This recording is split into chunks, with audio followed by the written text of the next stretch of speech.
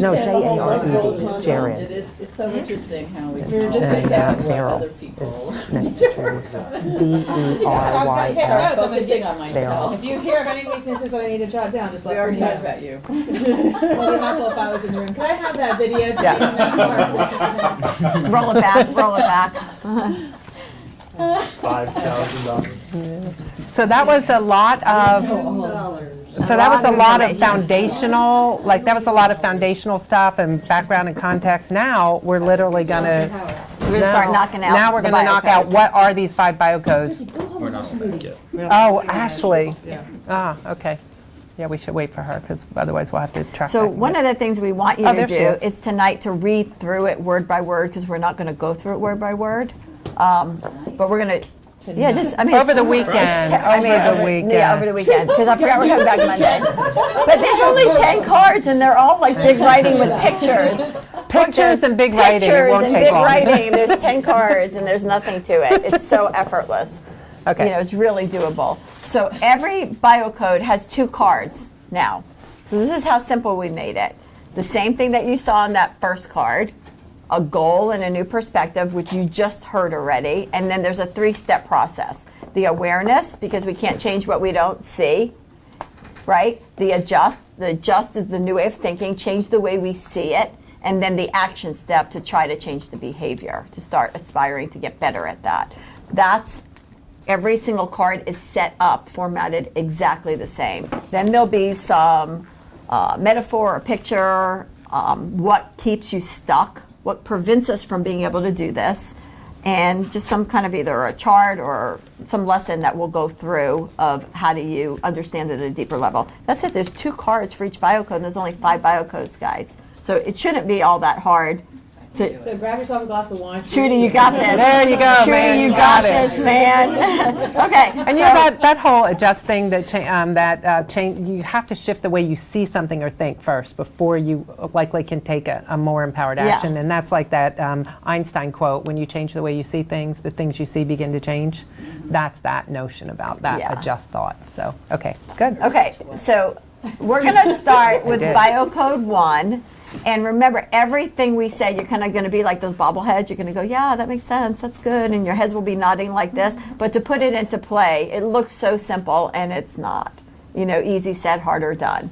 Good. Like Jill said several times, we know so much more than we're capable of implementing. And I would encourage you guys to challenge it. Like that was, I know, and obviously we have a limited amount of time, but that was a big part of the amount of times, like, Yeah, we that would went be at more it Monday. where Right. just with different issues where I want to challenge these concepts, that really helps you to kind of understand it and grasp it. So if there is something that doesn't make sense or you don't think applies, say it. Scott's a super analytical guy, and so like, Yeah. and it really does help. So if you're seeing something, you're like, wow, that doesn't make sense, then Yeah.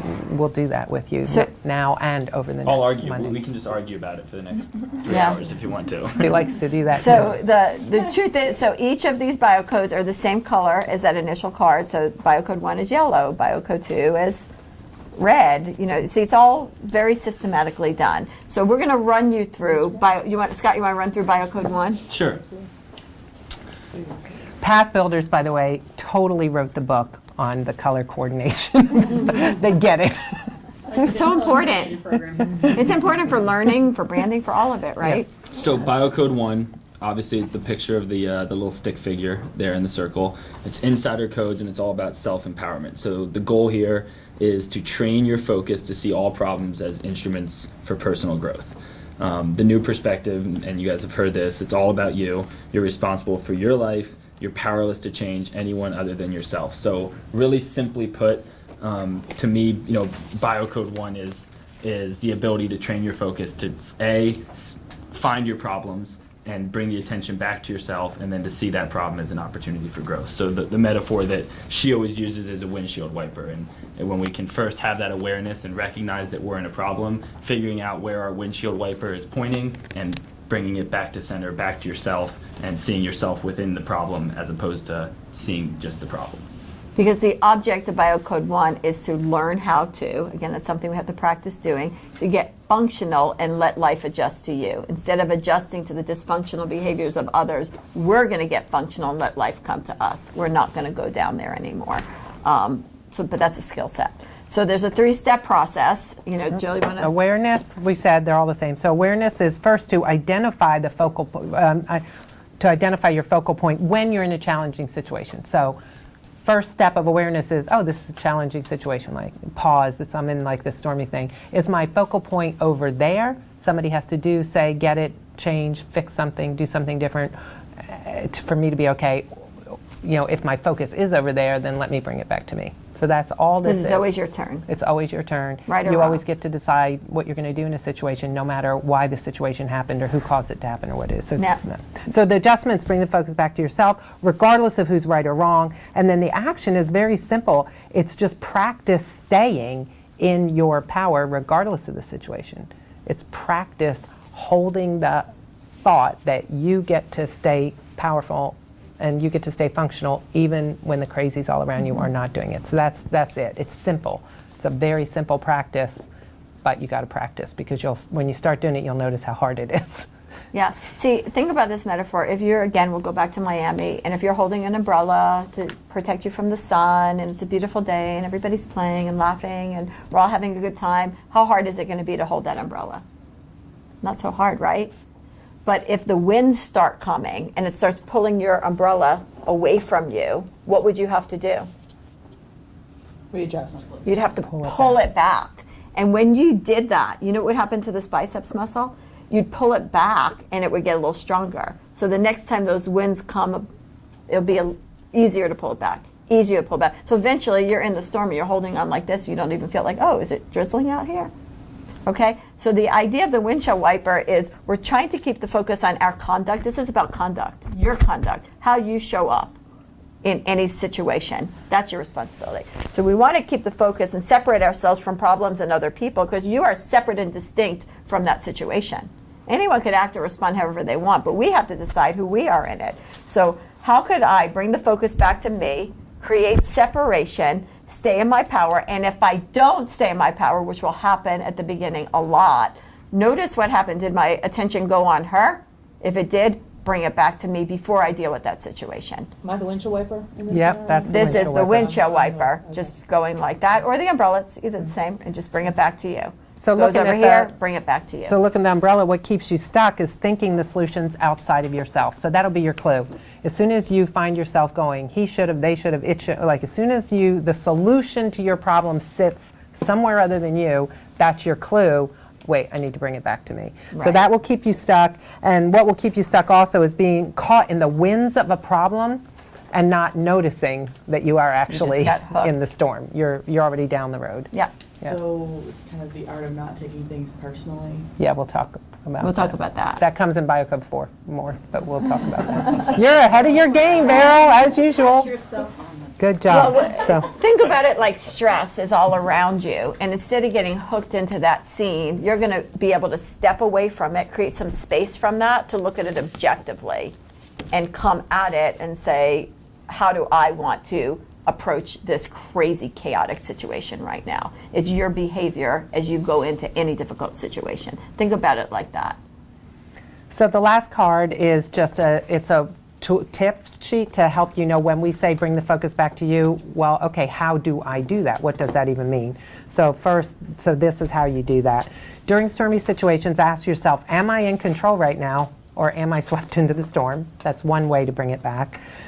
Do I think the solution comes from inner direction, my ability to choose, my conduct in this situation, or out of correction? I have to correct somebody else or somebody else has to do something for me to stay functional. Whose behavior am I focused on, mine or someone else's? That's a really quick, easy thing. Like, is my focus on Chris because she's being a jerk, or is my focus on how do I stay functional despite the fact that Chris is like off the rails right now for whatever reason? And last, who's the person complaining? Because here's a really great clue. Whoever is complaining is the one with the problem, not you. Now, if you're the one complaining, now in fact we're in a different situation because it is your problem because you're complaining. Now you have to be strong from there, and we'll talk about what that looks like. But it's just a noticing exercise here. Am I the one complaining or is someone else complaining? If I'm in a storm and the complaint's coming from someone other than me, okay, I'm not going to cross the fence right now and try to solve somebody else's problem. I'm going to separate myself from them. I'm going to notice that it's their problem. And I might, the strategy, and we'll teach you some of these when you get into it, might often is when somebody else has a complaint and it's their problem, not yours, would simply be to offer support without advice. Because when people are complaining, what you will notice we often do is because they're complaining at us, we start problem solving their problem for them. And in fact, that's really not what they want. They simply want to complain and be heard. So when you notice, I'm not the one complaining, they are, this is a crazy situation, I'm going to hold, get my focus back on me, and I'm going to offer support without advice. So I can see this is really difficult for you. Could I get you a cup of tea? You know, you're not going to go into problem solving for other people without their permission. You're simply going to notice it's their storm, they're complaining, you're going to hold, you're going to be support without And advice. have you ever noticed how many suggestions unsolicited we give to people and no one ever even takes them anyway? It's not even good advice. You know, someone's in a bad relationship, like, you really need to break up with him. Like, really, they're going to break up with him? Just Like, because you said so. you know, you said you weren't going to eat that, don't eat that. Like, they're not going to eat it. It's not even good advice anyway. So, you know, just be careful about the advice you're given, because if you give advice that's the right answer and then not able to act upon it, you're actually hurting more than helping. Because what they need is somebody to know that they're there for them more than the answer key that they already knew anyway. They already knew that that was a difficult situation or a bad relationship or that they're off the path. You don't need to remind them of that. But what they do need is like, hey, you know what? I know you're going through that. You'll figure out the answer, but please know, I'm just here for you. And then they're like, oh man, thanks. As opposed to, really, you're gonna take that? Right? It's You not need to even go good back in advice. there and you need to tell him what you really think. Yeah. You know, we're giving So, people all kinds yeah. of advice. So no advice without permission. And if you do have some really pearls of wisdom, which most people don't unless they're in a learning situation like this, then ask permission. Hey, I have an idea, a suggestion around that, if you're open to it. And if they say no, don't push it. Believe Leave them. alone. Leave them alone. The door's closed, they're good, and let it go. So do we all get the idea, the concept of Biocode 1, right? You get that? So remember, this is behaviorally, not about the situation that goes south.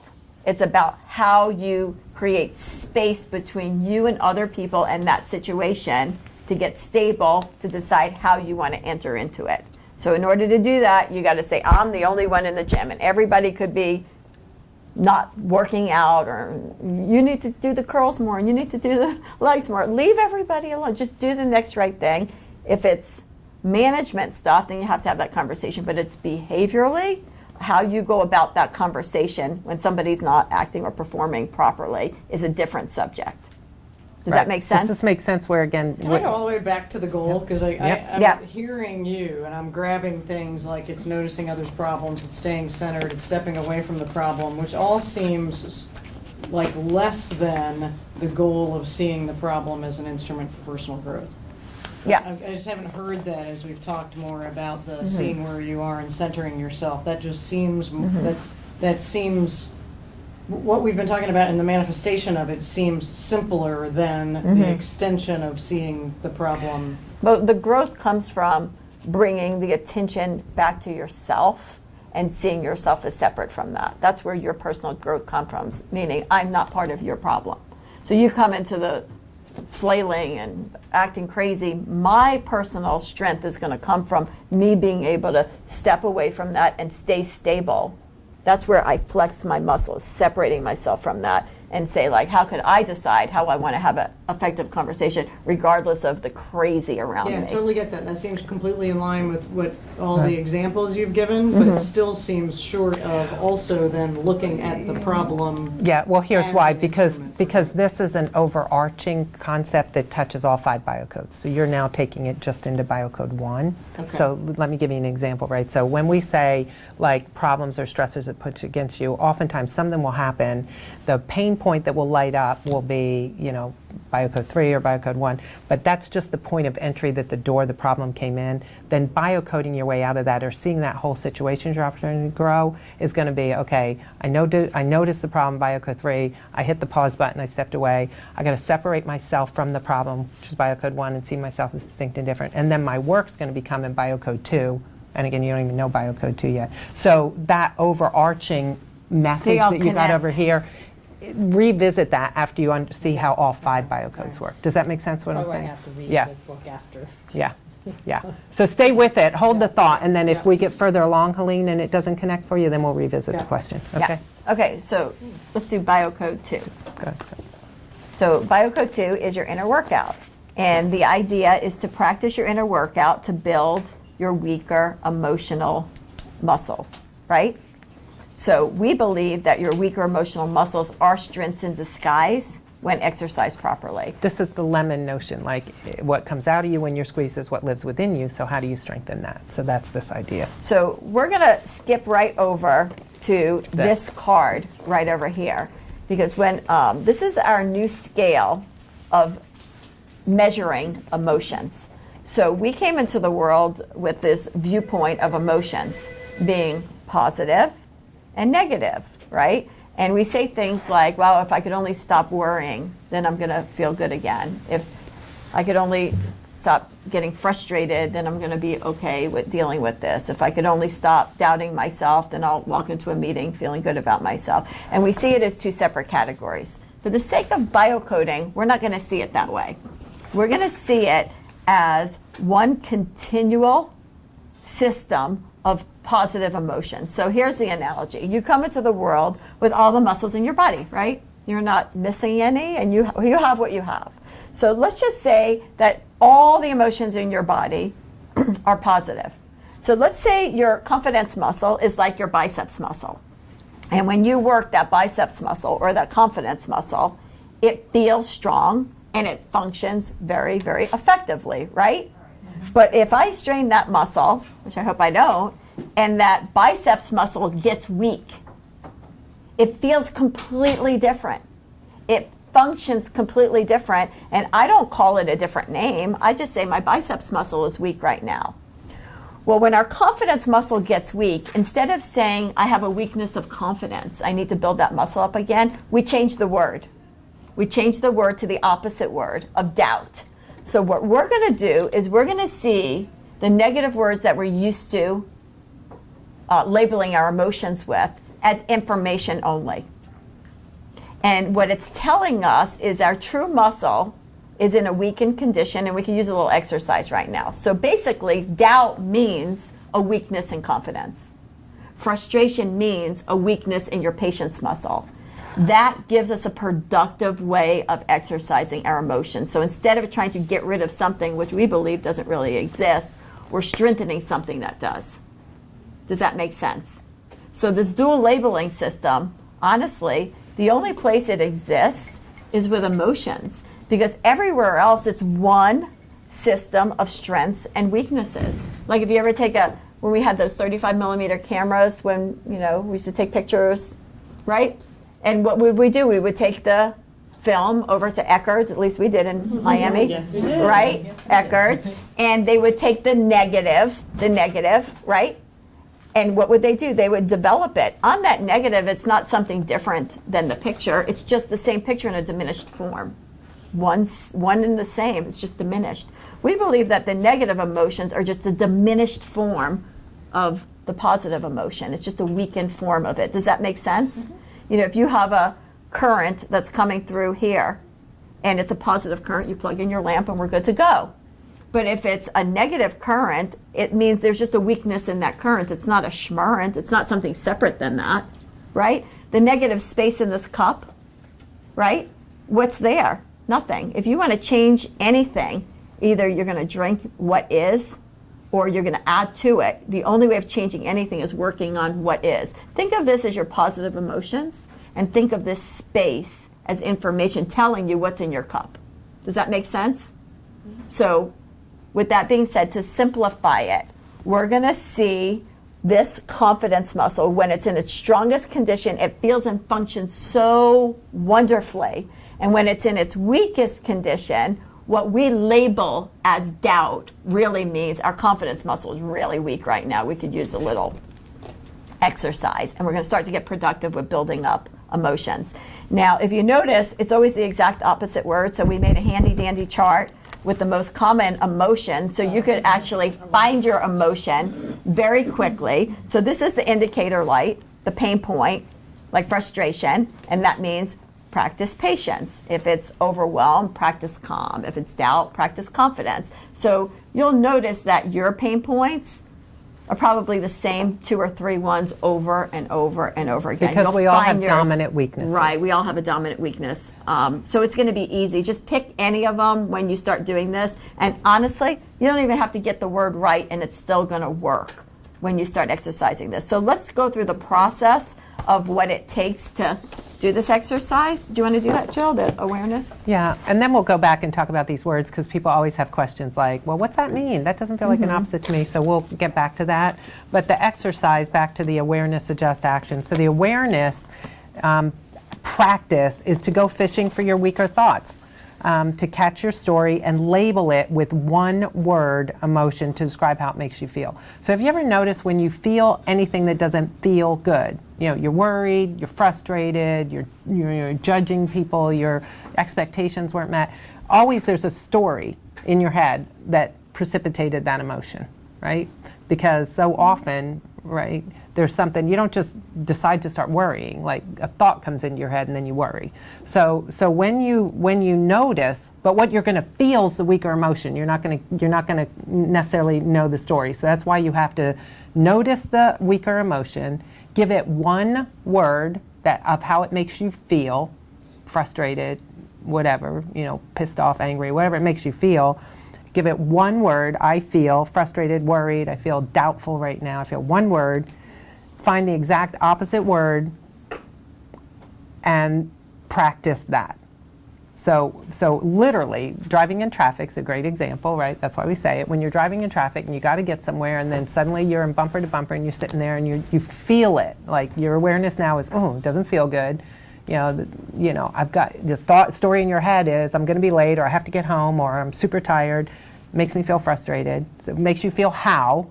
Frustrated. And right in that moment, all you're going to do is practice patience. That's it. The whole exercise is nothing more than saying practice the opposite right in that moment. Does that make sense? So the story that's in our head, think of stories or thoughts as the primary energy, like a tree, like an apple tree. An apple tree is a primary energy. An apple is a byproduct of a tree. You mean the apple can't sustain itself without the tree. Think of your thoughts as the primary energy, and what it spawns is an emotion to tell you how strong or weak that thought is. So it starts in stories. We all have these stories in our head. In case you haven't noticed, I mean, there's like an obnoxious roommate in your brain going like thought, counter thought, counter thought. That's so great that you did that. Yeah, but really, should you have done that? What's wrong with people? I know, but be nice. Don't worry about it. It's this banter that goes on in our head all day, every day. What we're trying to do is catch those weaker stories. The longer the story lingers in your head, the weaker you are. The quicker you could catch it and give it one word, like that word to describe that was maybe doubtful of myself. And that's telling me I need to practice confidence. The quicker you could get to that word, what's going to happen is that muscle is going to flex a little bit. You do that repetitively over time, it gets stronger and stronger and stronger. Pain indicators from a weakened point are going to hit you constantly, and it's going to be loud pain. Like frustration, frustration, frustration. As you start to simply say that opposite word and those muscles start flexing inside of your mind, the frequencies of reminders space themselves out and the pain diminishes. This person gets very little pain and they feel and function amazing. They're always confident. This person is in a constant state of pain and it's hitting them all day, every day. So you'll notice as you do this exercise, the frequencies of whatever you're practicing will start diminishing and spacing themselves out till eventually that conversation in your head really stops. Does that make sense? Yeah? And it really works. I'll give you a real life example because, again, all of this stuff, has been tested on me before I ever started doing this work. I'm like, this has to work for me in my life. So my dominant weakness is worry. Not anymore, but it was, probably still is. But at a big level, to the point of anxiety, like to the point of panic attacks, like that kind of worry, that kind of anxiety in my life, starting when I was really young. And so this had been gone a long, long time in my life. So when I started this work, here's what would happen. Here's like an example of how this happens, and you guys can relate. So my daughter's in college, and what happens in college now is they change the drinking age, right? When we were in college, you could drink at 18. So what happens, they change the drinking age to 21. So what happens in colleges all across the country? You guys know? They do what with the parties? They take them off campus. So now they're going to drive to Nashville to have a party. They're going to drive to Savannah because they can't do it on campus. So now you're sitting here. So this is how this would work if your dominant weakness is worry. It'd be Friday night. You'd know your daughter's going to leave at 9 o'clock at night and drive to Savannah, get there at 1 o'clock in the morning. Then they're going to party all weekend, and then Sunday night they're going to drive back. So you're going, okay, this is is this a good formula, right? Kids have been. So anyway, what happens is there's going to leave at 9 o'clock. So sometime around 8:30, some awareness comes into my head. Oh, they should be leaving to drive to Savannah. Oh, they're going on I-20. Oh, it's Friday night. It's the worst highway in America for people to be driving on. 5 nurses got killed in a head-on collision. And so the story starts. So then the worry starts coming. So then I don't do anything about it, and then it gets louder, and then I'm like, okay, I'm going to text her, and then I text her, and then she doesn't text back, and I don't know where she is, and then she finally texts back, and I go, well, you should be there about 1 a.m. Will you call me when you get there? You text me when you get there. Yeah, I'll text you when I get there. Well, text me along the way. Well, then I don't hear. So so now I've got so by the time now she, it's 1 o'clock in the morning, haven't heard from her. I'm texting her, she's not answering my text. I have the car off the road, in the ditch, all of them are killed, the cell phones are, gone somewhere, or they're all broken. Like the story amps up so high, and then your anxiety level's up there with it. Nervous for her. Right? But I'm being, giving you an extreme example, but subtler versions of that are what happen all the time. Like that when the worry thing happens, so I don't know if any of you have that gene, but when you have that, the story starts and then it amps up. And the longer, to Jill's point, that story lingers, the weaker through the night you become, to the point ultimately where, again, anxiety can result from that. So that was sort of, and I'd spent years trying to figure out how to deal with this, anxiety thing. Well, within literally weeks of practicing this, when the story would start, I would catch it right away, and I'd be like, Jill, practice patience. Practice trust. And I'd go on with what I'm doing. Literally, maybe 90 seconds later, the worry would come back, and I'd be like, there's that worry again. I'd catch it, and be like, practice trust. And it was just that simple. That's all I did. I did nothing more than that. And did that for, again, consistently for probably 3 or 4 weeks or a month. Yeah. And what happened over that period of time is it got less and less frequently that the story would start in my head. And now, years later, that was, of course, 5 years ago when I was first starting this work, now it rarely, that worry thing, occasionally, but it takes something pretty big to trigger worry, and I have no anxiety anymore, none. It's just gone. And I've never had any kind of treatment for anxiety. I've never seen a doctor. I've never done anything. So it's just that's a real life example that I'm trying to give you, and that's a big one. But frustration, patience, and a lot of easier ones. It's just all day, every day. This happens to every single one of us in life. And the reason why this biocode works, the neurophysiology behind it, is the mind remembers the last word that it hears. Period. And it flexes that muscle. So as soon as, instead of me saying, let go of worry, if I say practice trust, it heard trust, it went like that, the mind remembered it, and then it becomes stronger for the next time. That's why it works. The reason why processing and having that banter in that conversation doesn't work, because it teaches your mind to keep negotiating with insanity that lives within you. So you have to, when that story starts, you can't talk to it. You just really can't even talk to it. It's like, when you're a kid and someone's talking to you, you all have nothing of it, and you go talk to the hand because the face isn't listening. You gotta stop that story in its tracks, look at it, and go I'm not going there with you anymore, because you taught your brain to do that. And if you stop it and say, I'm gonna practice trust, I'm gonna practice patience, I'm gonna practice that, it starts to go away, and that's how you stop the voice in your head. And it works all the time if you work it. Make sense? Yeah. Okay, so we're gonna keep going. Does anybody have any questions so far? Are we doing good? Yeah. So, Vera. if you're afraid because you feel Fear. unsafe, how do you practice being safe? You just simply say it, and you will not. The trick of Biocode 2 is you say it regardless of how you feel or function. You will not feel safe.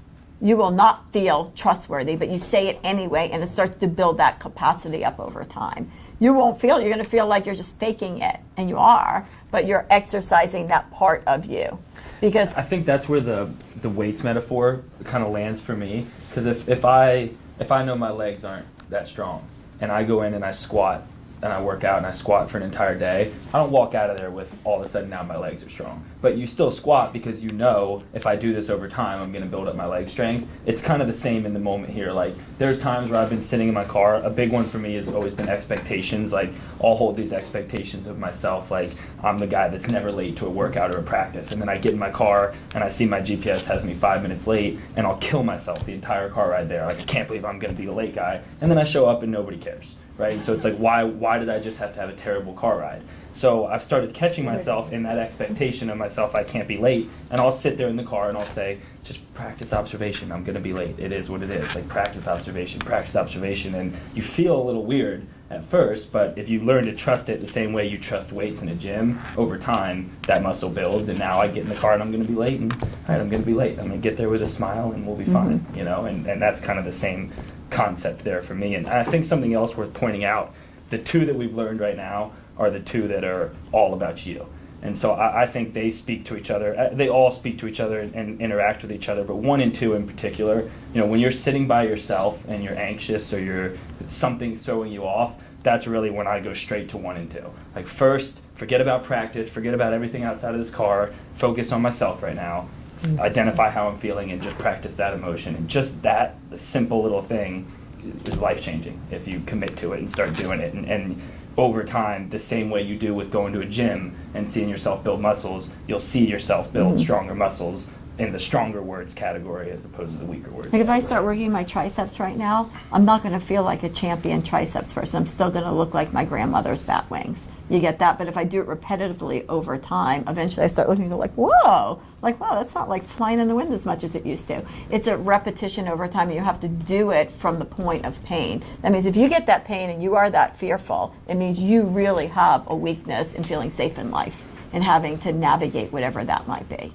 Okay, there's so I an think Right, I'm- do you see the, I think I'm trying to say, like, telling yourself to feel safe is not going to make you any safer, No. but it needs to be combined with another. right. environment. And Oh, the yeah. truth of it Oh, is, yeah, the yeah, vast majority of time, That's why there's 5. we're not talking about fear when you are like somebody with a gun confronts you in a dark alley. Fear is 100% Yeah, legitimate and it's fight or emotion to be flight, feeling that, run right? and go. But the vast majority of time that we fearful, there's no actual fact-based reason. So we said this whole system's fact-based.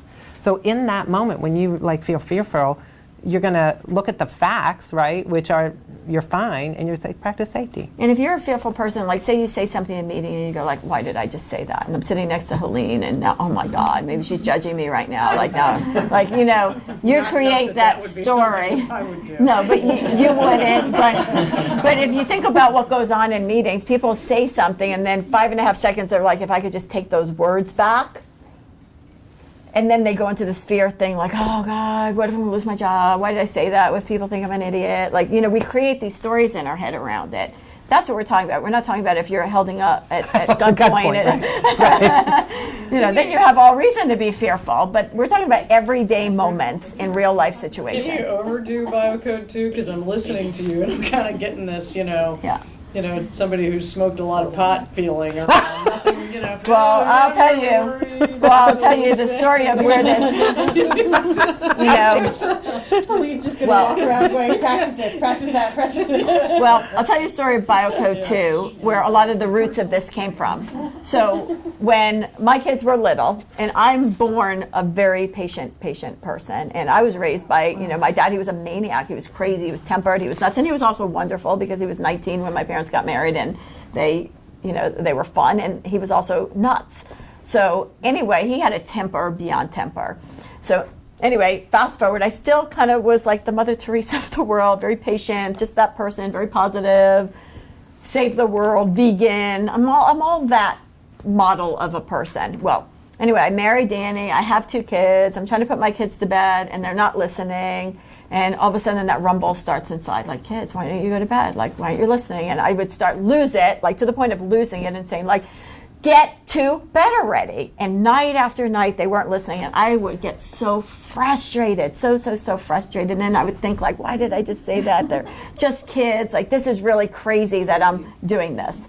So one day, my son, who's 20, almost 28 now, looks at me and he says this to me, I hate nighttime. And I looked at him and I thought to myself, what the heck am I doing? Why am I being so impatient with little kids at night. And I said, all right, well, this is definitely not something that I came to the world with. I must have learned it from somebody, and who I knew in a minute who I learned it from. I learned it from my dad. I inherited it from him because he was so impatient with us all day, every day, especially at nighttime. So I said, well, if I didn't come into the world with that, I'm not passing that shit on to my kids. So I said, every time I start to feel that rumble, and it was big. It felt like it was a part of me. I knew it wasn't, but I felt like it was. I would say, before I walk into there, practice patience. And you know what I would do? I'd lose it 5.5 seconds into it, and I'd look at the kids and say, I'm sorry, that's not you, that's me. I would walk away and I'd give myself a do-over. And I was committed to do this for the rest of my life if it took it to make sure I didn't screw up with my kids, right? So I'm doing it night after night after night after night after night after night after night, and I'm practicing, making mistakes, trying again and again and again. Probably about 3 months into it, I'm driving with my husband in the car, and he looks at me and he says like this, he goes, I'm going to give you a compliment. And I go, compliment? Like, sure, lay it on. And he goes, night times have really been a pleasure around here. And I stopped and I realized, I didn't even get it at the moment, that I didn't have that feeling anymore, that I was just functional at night because I was working that muscle every single day. That's where the root of this came from. Plus, we were under extraordinarily amounts of stress with his brain tumor and everything. You know, you had lack of sleep and so forth. But the point is that the impatience is a muscle. Whether you accumulated it yourself from your lifetimes of experiences of what you went through, or you learned it from your family or whatever, once it's there, you have the choice of what you want to do with it. It's not inherent, even though it feels that way. Well, I don't get that rumble anymore. I am very patient. Nothing rocks my world. You know, I might say I'm like a weeble. I might wobble a little, but I don't fall down. I rapidly rebound. I can see things very objectively. I don't take things personally. But I've been working this for so many years. And I'm going to tell you, it doesn't take long for it to take form. It doesn't take long. But you got to know what to do in those moments when you're ready to, like, go like that. And you will be. But just say the word and you will, there you go, and you'll start to do it. Does that make sense? Yeah, you got it. Oh, Oh, yeah. Yeah. Oh, So that's where this came from. Good job. Good job. Okay? Is that helpful? Yeah? And I think for a blunt answer to your question, no, you're not going to overdo it. Because as much as we want to, the story is that we need some of these weaker emotions, but you don't. You don't need to walk around all day feeling worried or insecure or frustrated or hold these high expectations. And I battle with that too, but you don't. So I don't think you can overdo it. No, you can't on overdo this. it. I mean, doing it all day, every day, it's going to be a good thing because guess what? It's never going to go anywhere. You're never going to run out of the weaker emotions. So it's just Oh, continuing no. to It's grow just and build. information to tell where you you're where's at. your opportunity of this moment. And also, I don't necessarily think with what you had mentioned with the fear that, and now the other biocodes will interact, but it's not about practicing safety isn't going to make you feel safe in that moment. Then the next time you're in that exact situation, you're probably not going to be safe, but 10 times later, if you practice safety every time, you're not going to be scared in that same moment. I think that's more of the idea than I need all these other things. Like if I go on a roller coaster once and I'm afraid of the roller coaster, but once I've ridden that roller coaster 15 times, am I afraid to get on the 16th? Probably not, because you've built up a trust in yourself. In And that environment. when we go and do our one-on-ones, because this is going to be a 5-month program, once a month we're going to all talk as a group, and then we're going to do some individual work. That's when we're going to get to your dominant weakness, and you're going to really hone in on. You're going to take an assessment and see really where you fold the most. And whatever that door is, you'll work on that specifically for you. And so that would be a really good conversation for us to talk about privately to see where, you know, because it's not just that emotion. It's also, did a conversation trigger it? Did a disappointment of something didn't go according to plan? Was I, you know, there's so many factors, other biocodes behind that thought. But we'll get to that, and you'll see it immediately, and then you'll go, oh, yeah, that makes sense. Right? So I was having a hard time narrowing it down. That's how it is at first. So I see how this applies in those in the moment scenarios, but you had mentioned earlier with your husband or with Yeah. longer term situations, whether it be financial or whatnot. How does this apply when you have that underlying thing that's Got to keep working on constantly it. Just got to keep doing it. bugging you all day long? It's a harder gym. Just Yeah, got to because keep by doing the way, it. and that was the point I was making earlier. Like you are who you are, and you all do personality testing, and you know that mother, father, sister, brother. Like we could process each of us, and we could say why we are the way we are. We could look at Helene, and we could look at her childhood and her upbringing. Beryl, we could look at your childhood upbringing, your life experiences, and we could process each other, and we could all figure out why we are the way we are, because we've had a certain modeling and teaching and life experience that has taught us to feel certain ways and act certain ways. But what we say is, let's skip over processing ourselves and other people, because once you do all the processing, now you just know why you are the way you are. You still You are already the knew way you that are. anyway. So You we're already going to knew skip that over anyway. all that. You're just going to meet yourself Yes. from where you're at, which is if you're a person who notices fear comes up a lot, well, then we're just going to meet you with that. We're going to train. We're going So to help you what- train what's the yourself out exercise of that. from there? Regardless, not irregardless, regardless of how you got to be that way. We're just going to train you from here forward, not go back and figure out the why of. What people love what it about the is. biocode system is they don't have to know how the clock was made. Just Right. tell me what time it is. Right. You know what I mean? Just you feel that, do this, and it will work. And that's what makes it so efficient, because it's like, should I eat this lemon because it has phytonutrients and everything? Like, do I eat the lemon or not? Do I need one or two? Just tell me what to do so I can be healthy. And this really just cuts to the chase of just do this and you'll be healthy. Does that make sense? You'll grow stronger. Is Yeah. the point. Oh, yeah. So we're going to go over these words later because we want to get through all 5 biocodes. So let's run through, Scott, biocode 3. Timing codes, self-regulation. The goal is to observe when emotions are elevated and to know if it is most beneficial to talk, walk, or listen. And the new perspective is the only functional time to interact and problem solve are when all parties are emotionally neutral. So go to this chart, the red, black, the red, gray, and blue one. It's the last page of it. That last page of the deck. And, the idea is that this is an observation code, right? So you're simply going to notice, are yourself and other people emotions elevated? Meaning, are they unstable? What are unstable emotions? You don't have to be a psychologist to know this, right? Any unstable emotion is, anger, frustration, upset, overwhelm, that's unstable, and you can observe it. So you're going to train yourself to notice if you or other people are unstable. If you are, you're going to hit a pause button until you can bring the emotions, yours or create space for the other person, to let their emotions come back to neutral. Then you're going to problem solve from there. Yeah. So. What if you are with someone and you feel as if they might have an RBF moment? Like you can't read them because they constantly look like they have that face. What is that moment? The Resting bitch face. You have to be a certain age to know what that Did you know that? Did you know that one? I never heard that before. Yeah, we have encountered a lot. Well, you will know It's not because readable because they just look pissed. they will be readable, because the result of whatever that conversation is either going to work or not work. You know what I mean? How effective it's going to be. This is result-based consciousness, meaning it doesn't matter how someone looks or how they show up or what just happened. Did we accomplish what we need to or not? Did you get affected by it or not? They could stay in that state forever, but if you're getting the result that you need, then who cares? Does it really matter? That's about them. That's the thing. You don't That's need not to about analyze you. somebody, but if you're trying to do something and there's a resistance, like you can That's tell different. that's different. That's when. You need to have biocode 4 and have a conversation with them. But some people's personalities are just difficult to work with. That's not what we're talking about here. We're talking about when a person is obviously, triggered. They're obviously in a elevated state. And then you're going to try to say, where you're going to be tempted to say, oh, we all need to just calm down here. It's when that's going on, right? It's when you or somebody else are like up, amped, elevated, Or agitated, or down. Like really can't even connect to this because I'm depressed, I'm distracted, my mind's somewhere else, whatever it is.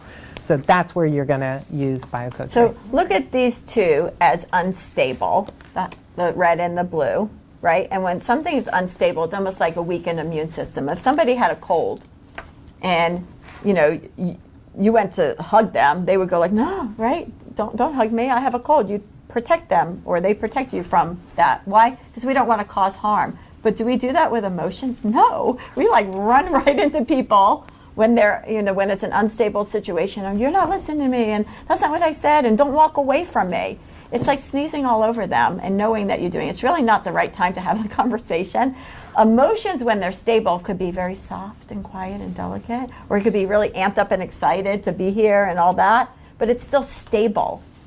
Now, a cold could take days to get over, but an emotion could take seconds to stabilize. And there's tricks to it of how do I, if you're trapped in a car, you can't just like jump out the window and just leave. If you're in a meeting, you can't just like, hey, you're a little crazy, because it's all done anonymously. So there's skills of how do we go about it and know when to problem solve, when not to, and the strategy around that. Does that make sense? But first we have to be able to even notice if something's unstable. And the last thing we ever want to do, especially in a group, in a cohort like this, is tell somebody else to biocode. Don't tell your coworkers to do it. Don't point out this. Don't say like, hey, we'll go get your deck. Leave people alone. Just do the right thing, whether they do or don't, Is and that that's a going to be skill on your. its own to develop? I mean, do you find that people Yeah. are challenged with Yeah. that when Of they've had course. Because everybody experience wants to together? correct the next person, and that's Biocode 1. You're separate and distinct. This is about your contribution. You because really if- could have used BioCode 2 in that meeting. We're trying not to cause harm. As soon as you say that, you're making somebody wrong. If you simply just do the right thing, the reflection of your behavior will pull them back, because they'll see and go like, oh, wow, she just pulled it back, let me do that. And it will be by example, not by instructional advice to the next person. So do not give anybody else instructions about what they should or shouldn't do, even joking wise, even sarcastically, like, I want to go get your biocode deck. Just do the next right thing when they're not, and watch the magic start to happen when you don't get involved with that correction. You will start mirroring each other. Something will go off, and then you'll bring the conversation back, and everyone will catch that, because they'll see what you just did, and then boom, right on point again. It's pretty magical. Yeah? Yeah. So, you want to So- run so- through it? I think with, and to speak to what you're saying a little bit, I think with the recognizing the emotions, it's probably tougher with yourself. Like with other people, like even if somebody's sitting there with RBF, it's pretty obvious when somebody you're communicating with is becoming emotionally unstable. Like, first off, what you're talking about will have a lot to do with it. Like if it's politics or religion or something that can typically get people triggered. But like I wouldn't take somebody like pushing back towards me or somebody just kind of looking uninterested at me as being emotionally unstable. I think it's more of that clear, like my voice is elevating, like I'm sitting up in my seat. Like I think it's really obvious. I look like I'm about to start crying. Right. Yeah. Right. Yeah, because we're not looking for subtle things, we're looking for obvious things when somebody became unstable. If that person's stable, don't worry about it. They could be like bitchy, but they could still be stable. Does that make sense? Yes. Yeah. Okay, so And then 3 you're steps. just not going to, by the way, I will tell you, you're just not going to judge them. Like, so the game we like to play is, oh, that person, what is the phrase you guys keep using? RB? Resting bitch. Okay, RB. So We then gotta catch you're up, going to Jill. get distracted, like judging that person as a bitchy person, as opposed to simply staying focused on what you're trying to get done there. And if you're getting it done, great. Who cares whether that's a bitchy person or a happy? Well, they're who cares, responsible right? for their They're behavior, responsible for their period. behavior. So you're going to separate from that, stay Yeah. focused on what you're doing. And do you ever notice that you can't argue with a stable person? You can't trigger a person that doesn't get triggered? You know, it's like you really help that person simply by your part in it. And if they're sitting there with that face on and you're not getting affected by it, then they're going to realize every time you're with them you're not affected by it, then maybe they might see that and not stuff. Usually people keep that when they see it's like creating a reaction in somebody else. Right? It's like a little power play of some Well, sort. power play, right? but if it's Yeah. not reactive, it's like a magnet to metal attaches, but a magnet to wood, there's nothing there. You know, if you're like the wood to it, it doesn't matter.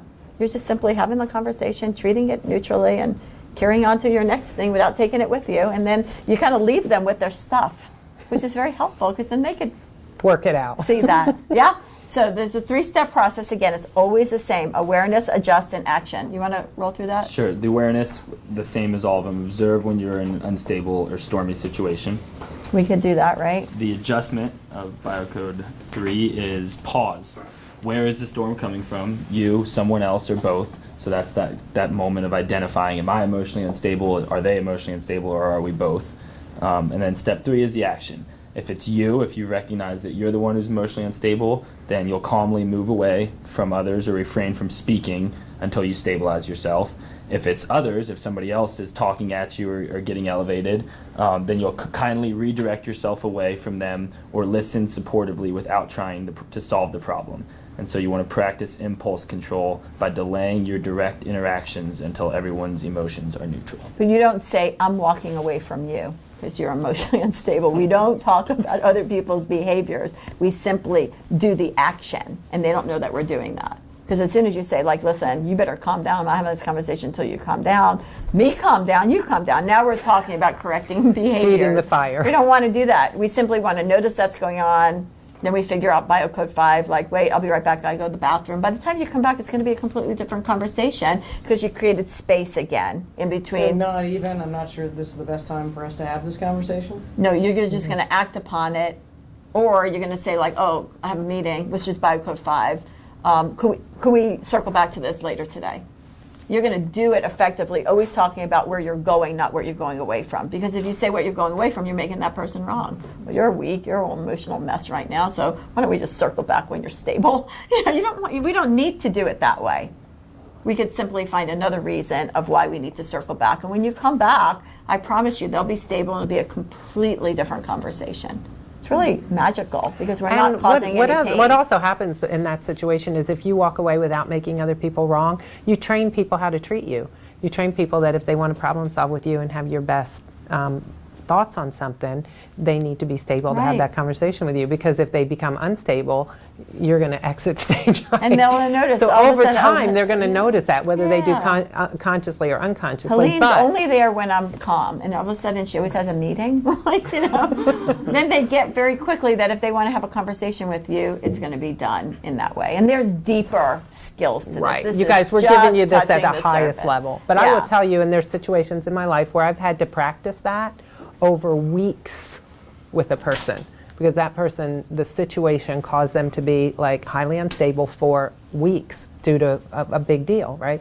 And so you have to, like, sometimes in some situations, this action you have to take of politely walking away and then coming back, you might have to do that like 50 Yeah. times depending on the but I promise you, if you hold, and the law we've learned, or what I've seen happen time and time and time again, I'll give you 100 examples, is dysfunctional behavior will yield to functional behavior every time over time. But you have to hold it long enough for whatever level of dysfunction's gone over there to catch up to you. But you can't do it if you're, Yeah. every time you like point it out to somebody, then it's only going to escalate it. So. And I think where this is difficult, and like for me, is when things are like when there's a timeline on things. Like we're in a game, we just had a game last Thursday, and it was a really important game, and we're in the second quarter, and we give up a goal, and my goalie's a co-captain on the team, and he comes running out of the cage yelling at me over a slide. I was supposed to go help here, and I didn't, and that kid scored, whatever. And he yells at me, so right away I yell back at him, and then I catch it, and I'm like, okay, we're not getting anything done. Hold on 1 second, Adam, and I go and I have a question for coach. Go talk to coach, whatever, game goes on. You come back next time out, I go up to Adam, he tells me, hey, like, I know that wasn't your slide, but just your body language. So he got to the point of what he actually wanted to see from me. I hear you on my body language, we're good to go, we move on. And you actually end up wasting more time trying to communicate in the emotional state than you do just like stepping away from it for a minute and then coming back and solving the problem quicker. And from the meetings like this I've sat in, I think the same thing can happen in a boardroom where it's, well, we have to solve this problem now. I don't have time to go sit in the bathroom for 10 minutes and come back to it. But really, if we all just sit here emotionally elevated and arguing, we're not going to solve the problem anyway. So it's more powerful to find that ability to, even if it's just a minute, to take that time where you can get back to a good problem-solving state before you interact with the problem. And the walk, talk, or listen piece of this is the skill. And again, this will come when we start coaching you. But, Yeah. but sometimes you can't walk away. You know, sometimes it's not the right thing to walk away. So your choice is always going to be when you notice, and when it's someone else or you can walk, talk, or listen. By the way, if it's you don't want to talk, period. Because when you're elevated, you're not going to say the right thing. So the walk, talk, or listen is really when it's somebody else. When it's you, it literally is pause. And even if you can't leave the room, sit quietly until you stabilize before you speak. So that's easy if it's you. But if it's someone else and you can't walk away, you can simply listen and just let them vomit it all up until it's all out and done. And you can just hold space, do nothing more than just listen. And then when they're done, then you can say, I can appreciate you sharing, how you're feeling about this. Okay, so where do we go from here? And now you can redirect. But if you intercept their verbal vomit because That's they not need true. to get That's it not out, right. That's not this. then it's only going to last longer. And, so if you are going to talk, you're going to give support without advice. If you do feel compelled that you have to say something, you're going to give support without advice. And if you can, create any kind of break where you walk away and say, hey, I need to do something real quick, or let's take a bathroom break, then they're going to hit a reset point. They're going to come back down. And then when you enter back in, and we'll get to Biocode 4, what words come out of your mouth are going to be a redirect in a functional way to where do we go from here, as opposed to dissecting anything that got you guys in the situation you're in. You're not going to take that apart. You're going to go And you forward. could say the right advice in the wrong time, and then it's the wrong advice. Right. It's like, for example, it's like if your kid goes to a sorority party and they overdrank and they are puking over the toilet. I mean, the best you got right at that moment is holding their ponytail. Like, giving them advice in that moment is not a good idea. When somebody's emotionally charged and they're puking, whatever it is that's disturbing them, it's really not a good time to start saying, like, why'd you do that? Why'd you say that? Let them get it out. It's just puke, you know what I mean? And then after the fact, you're going to be able to, in Biocode 4, understand really what's going on. So does anybody Have you relate to held a that lot of example? ponytails, Trudy? Trudy. So are we kind of getting this? In an organization, the most precious commodity that you have is time, period. And what could gain more time great. is That's to already understand what to do and when. Because you could be more productive and you could bring things along and keep going with it. What prevents us from having, if we could capture that time from dysfunctional communication and emotional breakdowns and really put that away and use it towards better things, wouldn't that be more effective?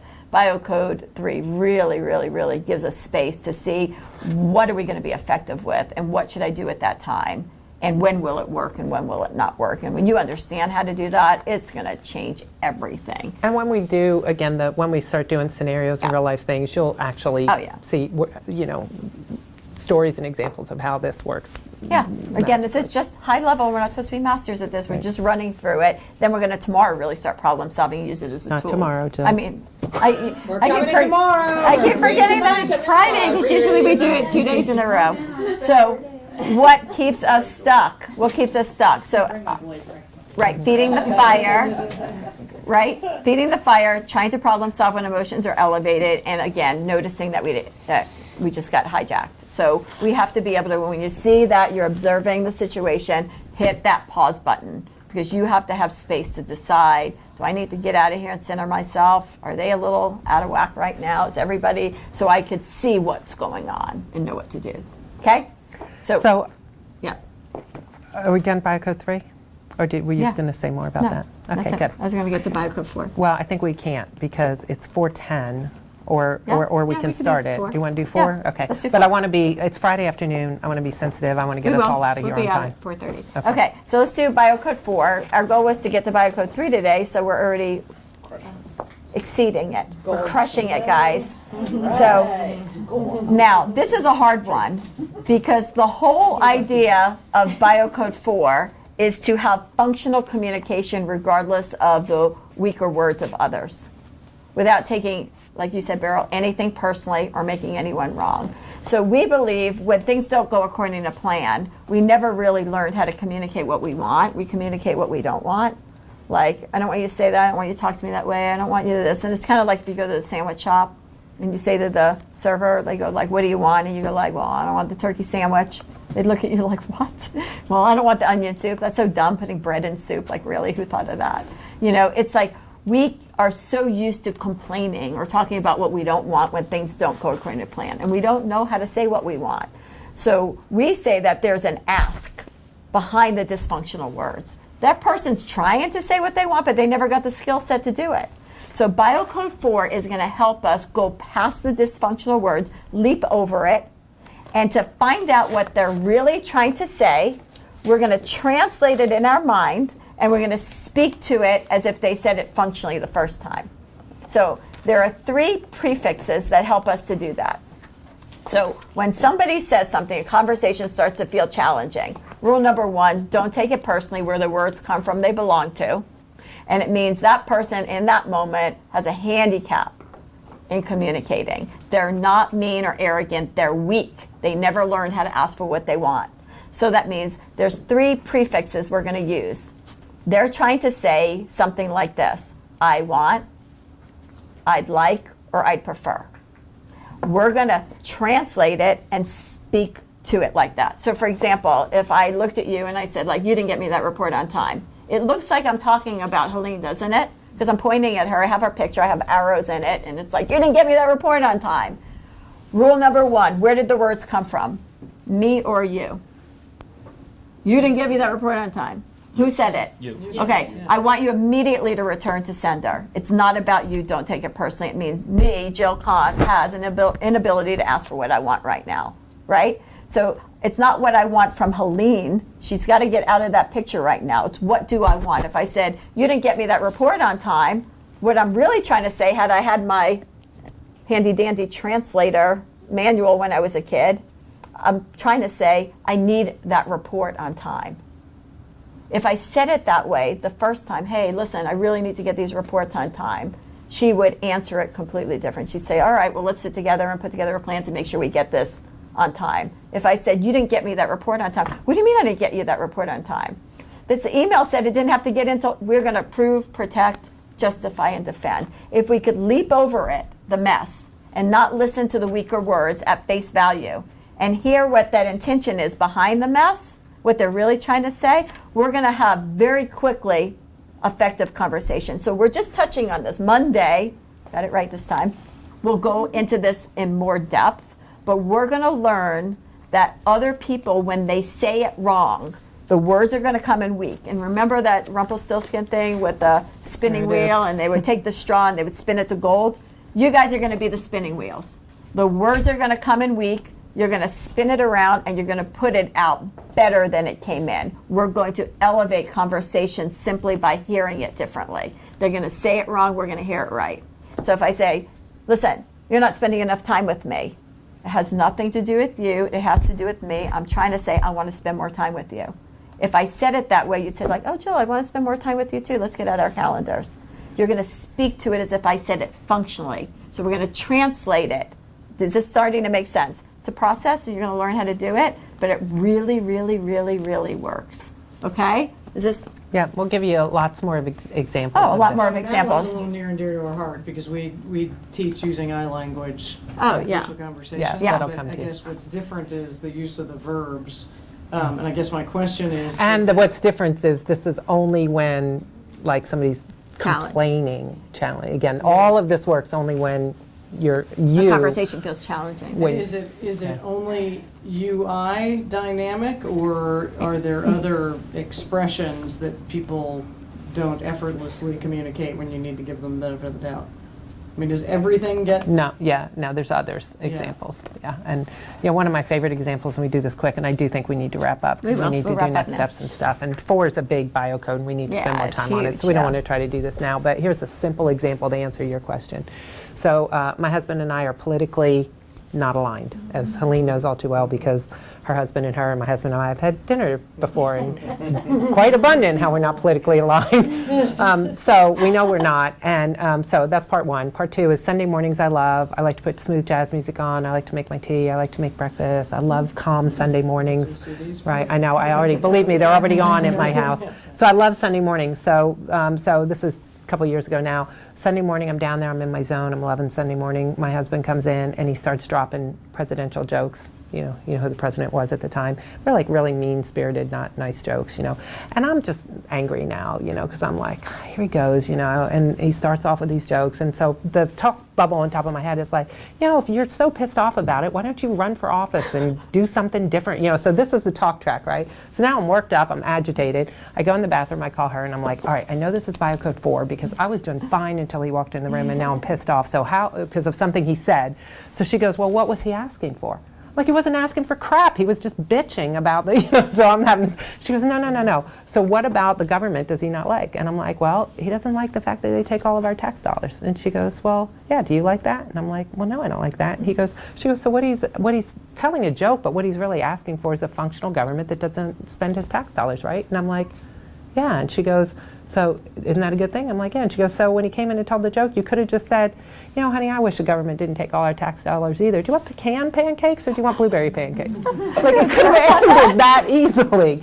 Because the point is, so that's the point. So no, And it she's wasn't you tried with that repetitively again and again and again, and it works. It So the puts out the fire quick it and gets us onto it the helps you pancakes. hear past the his joke was just a joke, and then he's like, I'm upset now and I'm acting frustrated. He's like, what's the matter with you? It's just a joke. So now he doesn't understand why I'm frustrated and I'm reacting to, you know, I'm telling a story in my head that has nothing to do. So the point is just, that's what I mean. So so that's why it's not that easy to say, to automatically say, what's he trying to It's ask not a for? flip from a No, this No. takes training. This No, takes a there's lot of another training. layer. We're trying to give this to you This at the is the highest level so you lightest understand the level right now. concept. Yeah. But that's why real life teach you how to do it. situations will teach you. Yeah. But then as soon as I got that, I was like, it changed every political conversation I ever have with him and anybody else, unless I want to spar and I'm doing it purely for fun. You know, which It's we not all, that fun. so, it's not that fun, but some of us get into that. But Yeah. but it honestly stopped me from getting engaged in ideology conversations with people trying to prove a point. Because number one, they're not going to see it, and two, they are trying to. Anytime we have an ideology, we're just trying to ask for what we want, even though it comes off sounding very critical of other people. Sounds like it, but he really just wants a functional government. He just Whatever. wants to pay less money taxes. If our government could figure out how to do that, he'd be a happy head camper, right? Okay, so that's good. And Okay. the final thing on that is somewhere I've experienced that I think is common with leaders is a lot of times you're responsible for taking a team and taking somebody else's message and applying it. So our coach will come in the locker room at halftime, and this happened this season, throw water bottles off the wall and scream a bunch of stuff at us. That when you listen to the words he's actually saying, you roll your eyes. You're like, get it, you're mad. But the ability to hear what he's really asking for us out of us, and then he leaves the room, and then your captains can stand up and say, here's what we need to do, and now all of a sudden you come out and you execute on it. So it's not always even somebody talking at you as much as your ability to take the message the whole group needs to hear and find the right way to put it where What guys they- can say, okay, he's not throwing stuff at me. I hear you and I can go execute on it. And I think that for It's a a lot of great leaders example. That's awesome. is where that Yeah. applies. Now, well, I want to give you guys homework to do. So the homework is to read through this, which we've gone through the mass majority of it right now, right? So that's awesome. And what you're going to be doing is you're going to be looking for pain points in your day. So you're going to wake up in the morning, you're going to say, like, today's going to be a great day.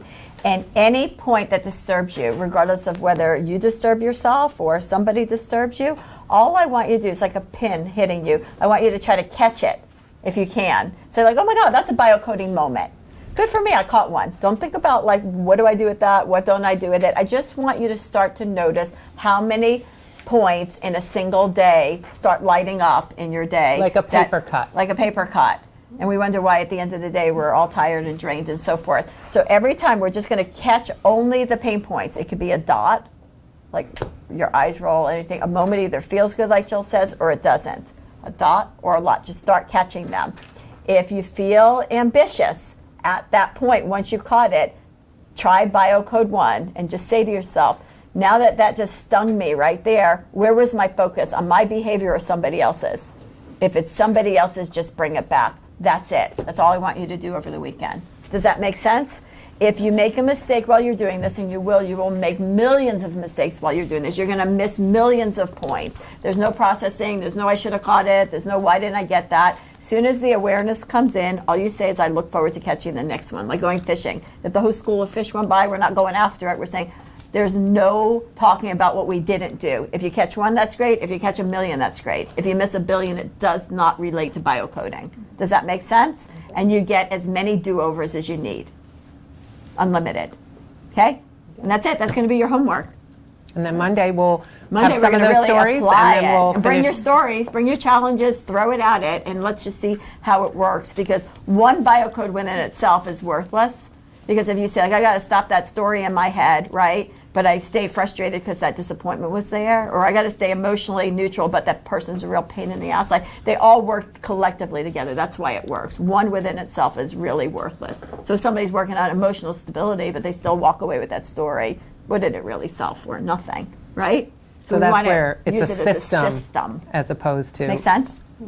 And I think early on, at least for me, the biggest things here is like it's just like working out in a gym. Like right? The most crowded day at the gym is January 1st, and it's easy to go in there once, but then when you don't see immediate results or you can't do all the exercises in the gym, it gets frustrating and you give up. And that's why I keep trying to hammer in this idea of like praising yourself, like just catching the moments or Yeah. just having the thought of a biocode, like pat yourself on the back and get excited about it, because it doesn't take very long, but you do have to go through this process before you're really going to understand it and how to apply it. Yeah. And it starts with just the simplest things of just recognizing the tough moments, patting yourself on the back for it, move on, it and go trust that you're going to get to the point where you can use every piece of equipment in the gym. Right. All change starts with when awareness. and then when you got some big challenges as a leader or in your life, and you've practiced this on the smaller things, then then when you can pull this quiver out, when you got something big, and Scott could tell stories, and I could, and Jill could, when you got something major you got to do,